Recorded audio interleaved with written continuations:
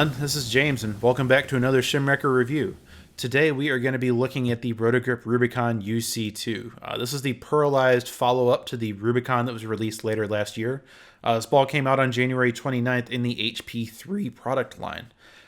Brings E-Trax Pearl for the cover stock. It's an updated version of what we've seen on balls like the Idol Pearl, the Halo Pearl, and the Nuclear Cell. The core is the same Ron-Dur core, which is low RG, high differential, and a more moderate intermediate differential. It's the same core as the Rubicon, and they have a lot of very felt similarities in that regard on lane. So getting right into the video, my ball is laid out at 4.5 by 4.5 by 4. Puts the pin below my bridge, kicks the mass a little bit towards my VAL. Strongish but neutral layout, and you can see here that it's honestly a little bit more controlled than I thought it would be when I first drilled this ball.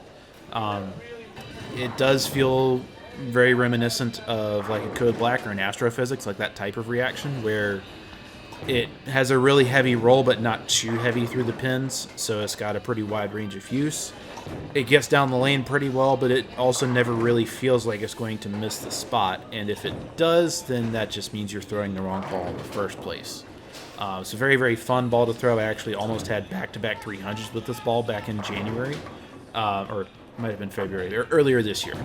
Had a 22 bagger in league, so it's done a lot of really good work for me since I've drilled it and since I've been throwing it. But it does kind of have that same limitation you run into with a lot of asymmetrics, which you can see here in a few of these shots as I'm limit testing, is it does tend to hit a wall a little bit quicker of looks great, and then doesn't look great at the end of as you make that extra little bit of move through transition.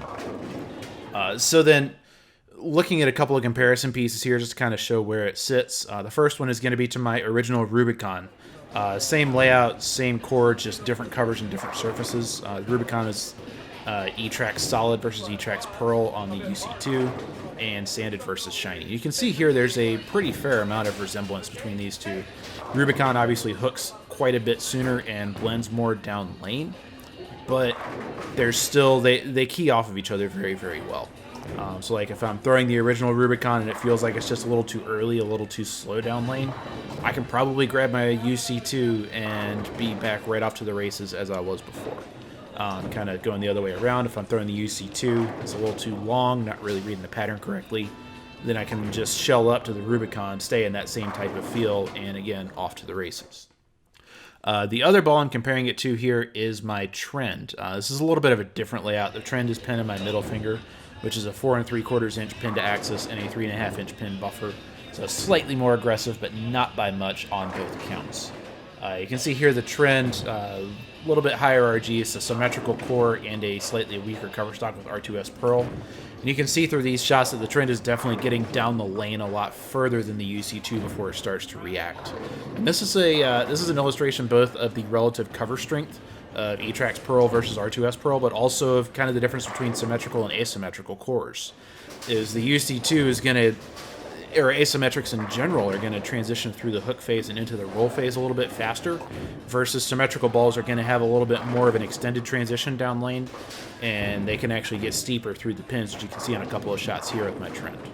The UC2 and the Trend actually are another pair that work very well together, where if I need a ball that's got more length than something like a Rubicon or an IQ Tour Solid, for example, then odds are that the UC2 or the Trend will be striking. It's just a question of how much available friction there is on the lanes and how much help I need from the ball to actually shape and roll and get through the pins right. So having these kinds of, a couple of different ways of pairing off equipment to manage different situations is a trick that I found to be quite helpful, and I think this illustrates that pretty well. The Rubicon UC2 is available now. It's been available for 2 months as of this recording, so definitely a little bit late on this. But it is a very, very fun ball to throw. It strikes a lot on a lot of different conditions, especially considering it's an asymmetrical. I've been really impressed with this. As someone who is a Code Black and Astrophysics enthusiast, this is about the highest compliment I can give. I do not miss those balls anymore because I have a UC2. As always, don't hesitate to reach out if you have any questions. Like I mentioned, this ball is available now from your nearest pro shop, and I'll see you out on the lanes. Good luck and good bowling.